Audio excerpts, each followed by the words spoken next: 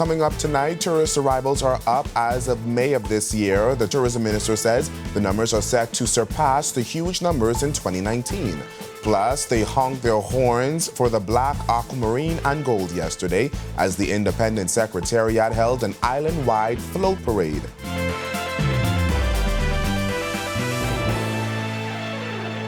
Welcome to Our News, the weekend edition, and thanks for joining us. I'm Berthany McDermott.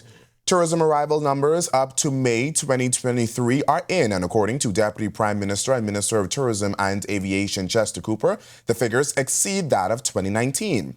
While speaking to stakeholders from the aviation industry, Cooper revealed the success in tourism could not be possible without them. We welcomed 4.2 million visitors at the end of May 2023 compared to 3.2 million visitors at the end of May in 2019. Cooper said May is usually seen as a slow month, but now should be dubbed the million milestone month. May had overall visitor arrival numbers of 1 million ahead of the same period in 2019, which was our best year ever. Cooper making it clear that figures would not be possible without the aviation sector. He made the comment at the Bahamas Aviation Stakeholder Symposium this week.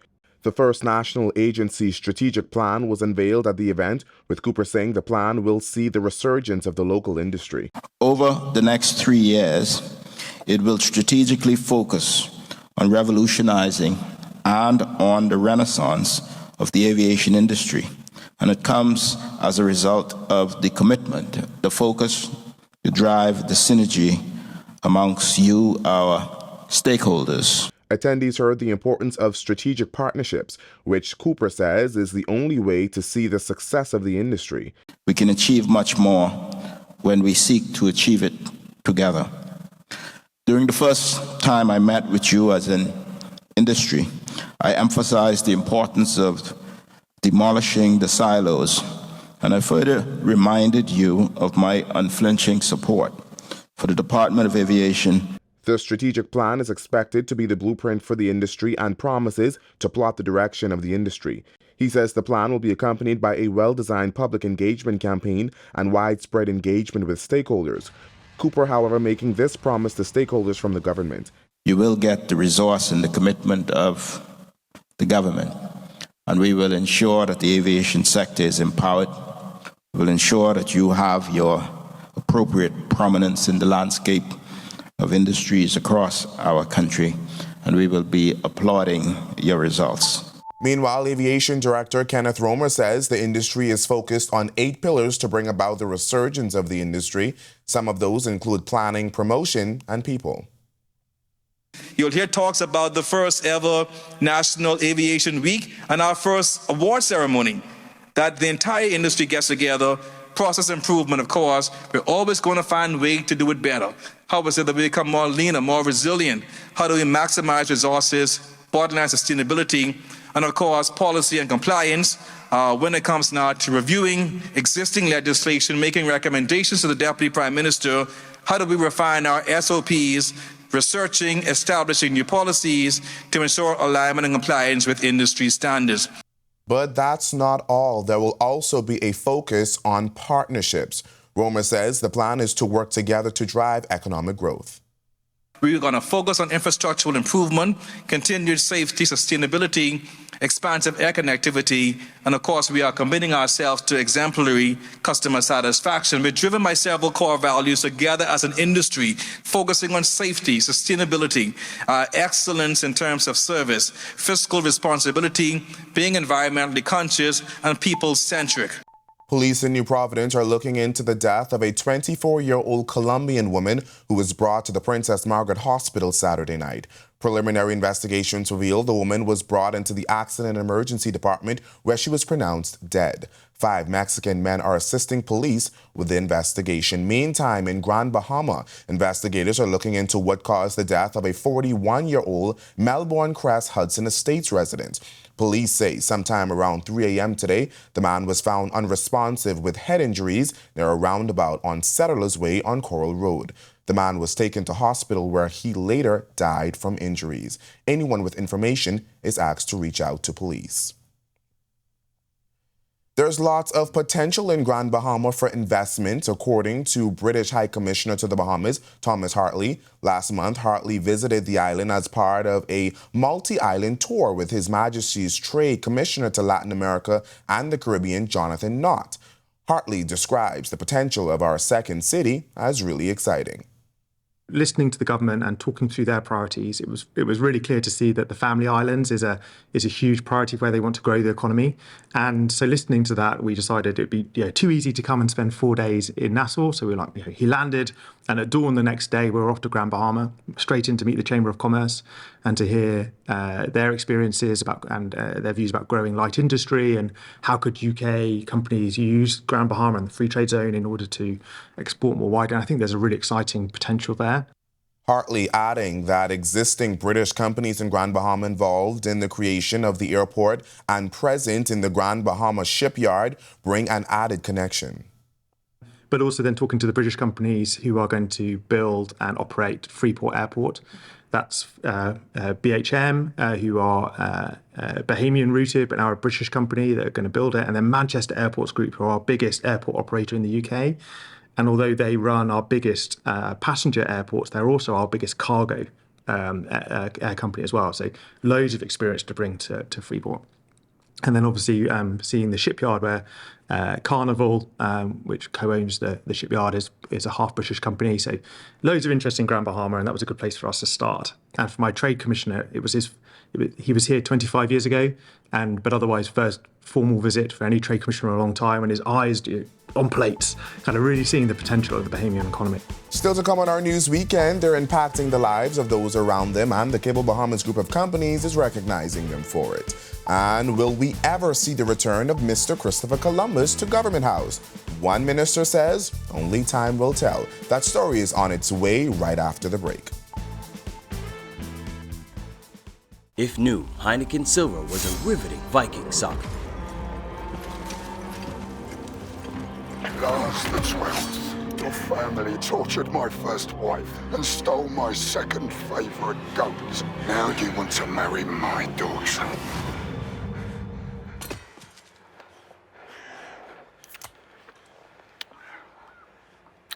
Okay.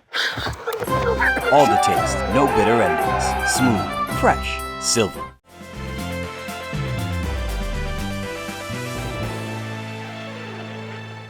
Given the drop in vaccination numbers, health officials are now concerned we could see the resurgence of diseases like polio and measles. PAHO and WHO representative to the Bahamas and Turks and Caicos, Dr. Eldana Passon, said recently the Bahamas is at risk for polio due to low vaccination numbers.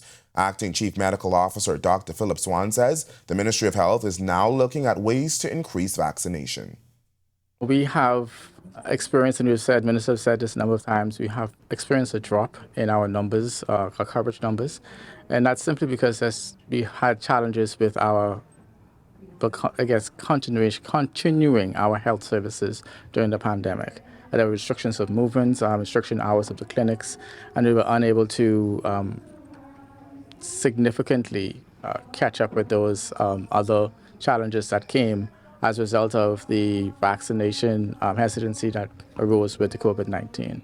There is no known cure for polio, and according to data from the World Health Organization, the vaccine, which is given multiple times, can protect a child for life. The Global Polio Eradication Initiative was launched back in 1988, which has made it possible for more than 20 million people to walk who would otherwise be paralyzed because of the disease. Swan says the plan is to prevent any outbreaks. We've been into parks, we've been into offered to go into schools, and we're trying to find ways to increase our coverage rate so we don't have outbreaks of measles, outbreaks of polio. And the risk is real because we have our source markets where you have circulating pockets of persons with outbreaks of measles, outbreaks of polio, and we don't want that to come into the country and impact our youth. Meanwhile, COVID-19 is no longer a concern for health officials locally, according to the acting chief medical officer, who says the country averages around 3 cases daily. But Swan says surveillance continues. We're currently just continuing our surveillance mechanisms. We still have vaccines available. In fact, we're receiving some new vaccines over the next several weeks. And our plan is to ensure that we have the resources available to sustain our diminished but continued response to the pandemic. The Bahamas saw 4 aggressive waves of COVID-19, which saw thousands of confirmed cases and hundreds of deaths. While COVID-19 is no longer at the forefront, PAHO and WHO representative to the Bahamas and the Turks and Caicos, Dr. Aldana Basan, says Bahamians should still practice the safety protocols. While it may be mild for a lot of people, it can still kill. We're still having thousands of deaths per week around the globe. So it's still there, it can still kill. The flu is still there, and the flu can kill. And so we encourage people to learn the things you learn from COVID, to still practice them. If you're sick with a respiratory illness, don't go to work. Don't send your sick kids to school. Try and isolate and contain until you get better. After 3 years of renovations, Government House was officially blessed and rededicated this week. The structure got a much-needed facelift as contractors worked to preserve the historical features of the house, but a popular figure noticeably absent: the Christopher Columbus statue, which was erected on steps at the property back in 1830.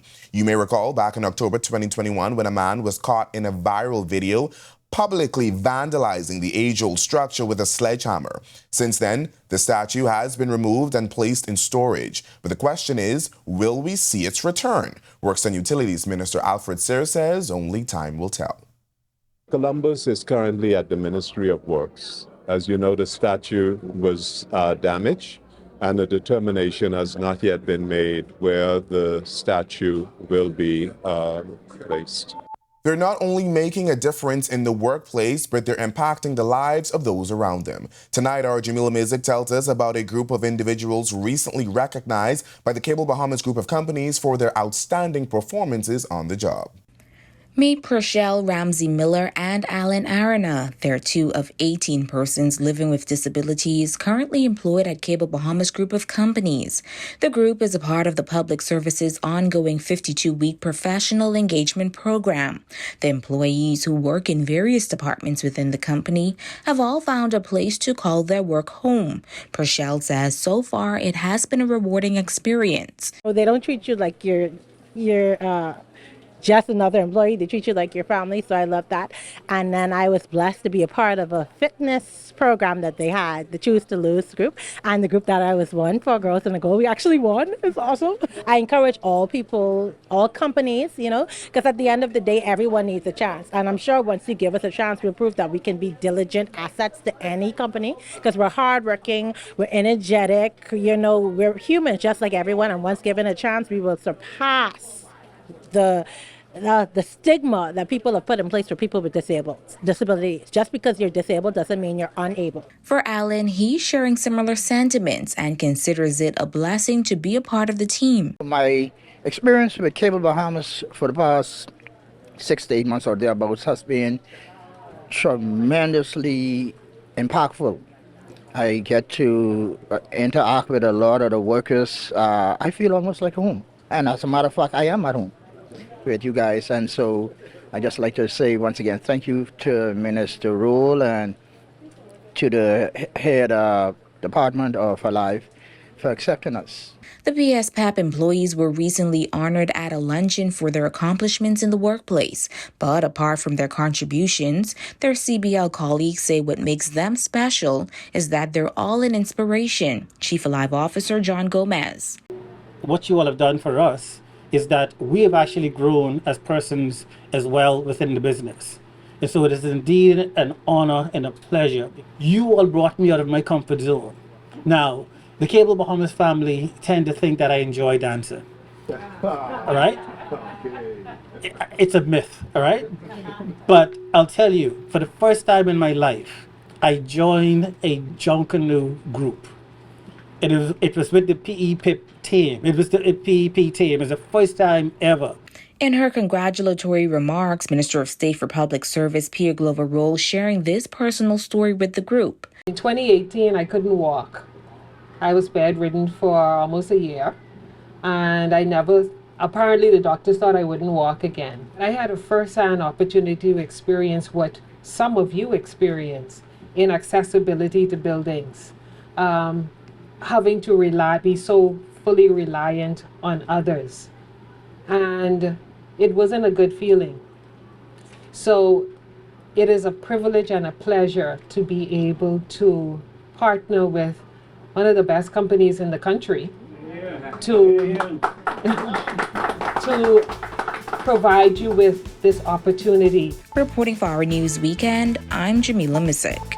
Coming up after the break, it's year number 2 for the Scottish Masonic Food Festival, a time of family, community, and brotherly love. And honk your horns for the Black Aquamarine and Gold. They were literally on the road to 50 yesterday with a motorcade to cover the island. The details right after this break. At Doctors Hospital, our lamp just got brighter. The Loyalty Advantage membership program now has 3 unique plans to choose from. From Lamp Prepaid with free prime care visits and service line discounts, Lamp Insured with copay waivers and 0 upfront collections at the ER and inpatient services, or our new Lamp Access, a free plan that offers 10% off labs, pharmacy, and imaging. Lamp has a plan for everyone. To sign up, visit our website or give us a call. Doctors Hospital, trusted and best care now.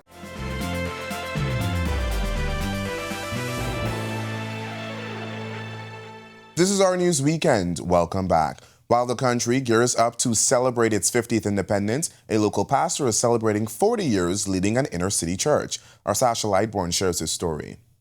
Reverend Dr. Ivan Ford Butler Jr. has served Camp Road Ministries and the wider Camp Road community for the past 40 years. Today, the church's leadership, membership, and wider Bahamian community celebrated him. We got a chance to talk with him earlier and asked him what's the secret behind the longevity he's experienced. Having people who really stand behind you, very supportive, the compassion and care that they show me as a pastor, and having just a good working relationship with a good leadership team. Now, Butler is married to Dr. Joanne Butler, and they have one child, Gabriella Smith. They've been on the journey with him from day one and know him best. But is it difficult to share their husband and father? That when you go into ministry, you marry a pastor, you marry someone that is in ministry, we must recognize that what becomes the priority is the ministry. That takes precedent over everything. So now sharing him, what I've found is that it's I consider it a joy and an honor to be with someone who gives so much of himself. My father has never abandoned me. I must say, he's multi-talented. He's able to stretch himself so wide, and he's been there every aspect of my life. And despite his busy schedule, Dr. Joanne reflects on her favorite times with her husband. Some of the best times that I consider with him are really the quiet times. Those are the times that I treasure most. And maybe because of what he does, and I don't have him to myself as often as I'd like. Maybe that's why I treasure those times when we can sit down quietly. And it may sound strange to say, hey, these are some of the fondest memories. We can sit down quietly and we can communicate without speaking. Gabriella, on the other hand, enjoys the traveling that comes along with being a pastor's kid and hospital visits. I had to actually make the mission trips my vacation, which I grew to love because, like I said, I grew up in ministry and I know that we are doing the work of the Lord. So another fond memory I would say is going to the hospital. You might say going to the hospital, but as a pastor's kid, going to the hospital has been a joy for me. I'd be sleeping and we would get a call in the middle of the night and I would jump up out of my bed, and that was excitement for me to go, because you know why? My dad at the end would say, I want you to pray. But all in all, through the good and the bad, the ups and the downs, the highs and the lows, here's what stands out the most. What has been exceptionally so rewarding and encouraging is to see the exceptional love and care and concern that he has for individuals. A concern and a love that is truly, truly genuine.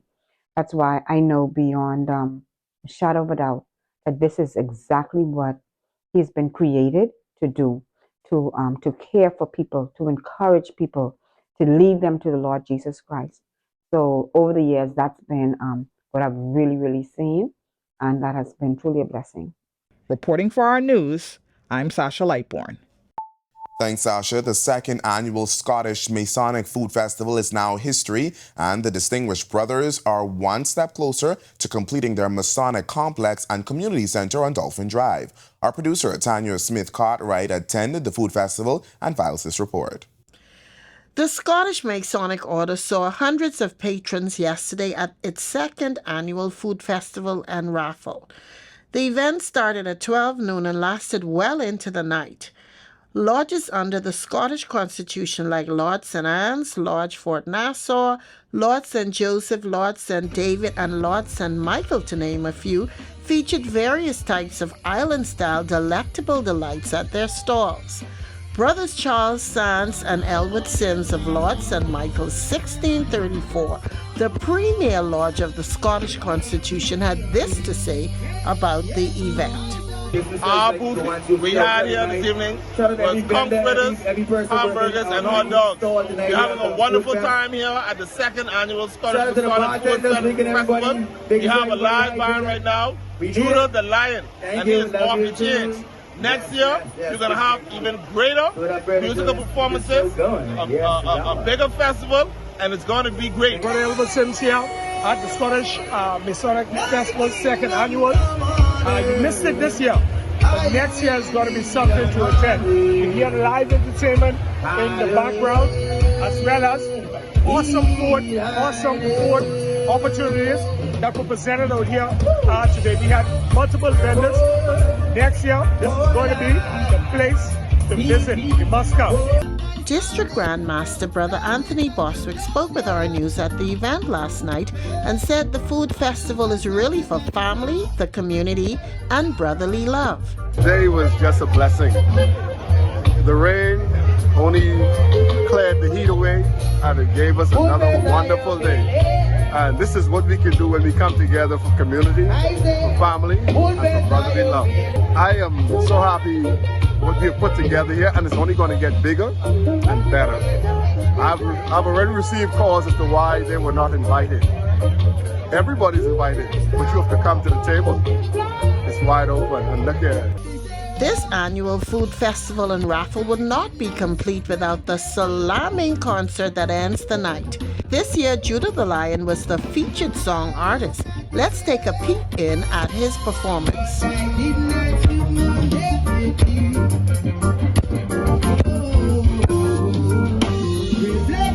Until we meet again at the Scottish Masonic Food Festival and Raffle, this is Tanya Smith-Cartwright for Our News Weekend. So mote it be. The weather seemed to want to stop the show, but by 4 p.m. it was nothing but road for the participants of the 50th Independence Float Parade hosted by the Independence Secretariat. Our Jane Joseph brings you the highlights. Vehicles decked out in Independence pride lined up to parade on a route starting at Arwaki, covering major city streets as the Independence celebrations shift into high gear. Despite the weather threat and the late start, the trucks pulled away from the station around 4 p.m. and the city tour began. Many companies and government agencies showed off their Bahamian pride with vehicles decorated in flag colors and giveaways galore. Still, some residents expressed frustration about the exclusion of their smaller vehicles, although many would eventually creep into the line at various points throughout the route. While many were just out for the sights, entrepreneurs like Estella Rigby took the opportunity to display products like her Independence steering wheel covers and cash in on the Independence frenzy. I had a few customers since I've been out here. They love them because it's different. You know, it was the idea I came up with. I started off with my car first. I said, you know something? I can make this and sell them. Kayla Smith, Vice Consul in the Atlanta, Bahamas Consulate Office, also seized the opportunity to get away and celebrate the special milestone. Today is a celebration of being Bahamian, 50 years of independence. We should all be very, very proud of the Bahamas. I'm also celebrating with my mother. Her birthday was beyond independence, her 75th. So this is just an occasion for us to celebrate, be proud of who we are, and embrace what Bahamian is and to make sure share it with the world. Louisiana native Alondro Medrano said witnessing this historical moment and seeing Bahamians celebrate their independence was a pleasure.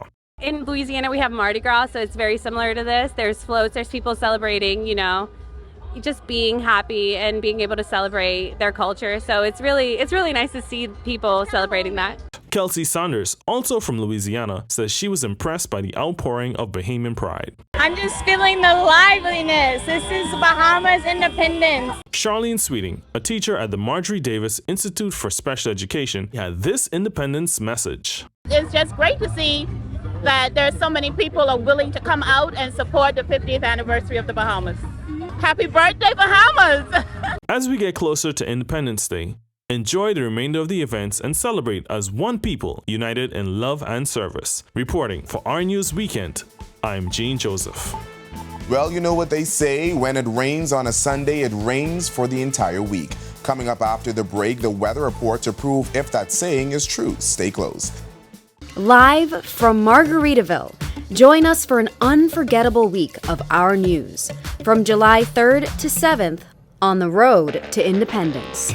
Our News will broadcast live at 7 and 7:30, delivering you the latest news, captivating interviews, and the vibrant pulse of our islands. Join us on the road to 50 on Channel 212 and streaming on YouTube and the Our News Bahamas Facebook page.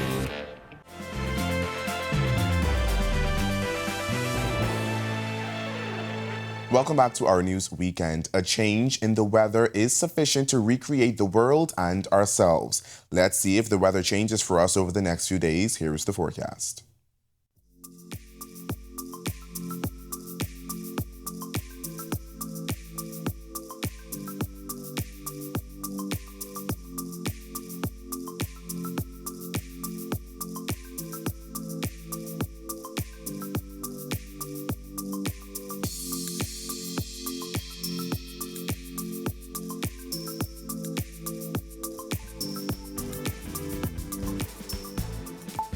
Thank you for joining us for Our News tonight. On behalf of our producer and the entire technical team, I'm Berthany McDermott. Have a wonderful Sunday evening, everyone.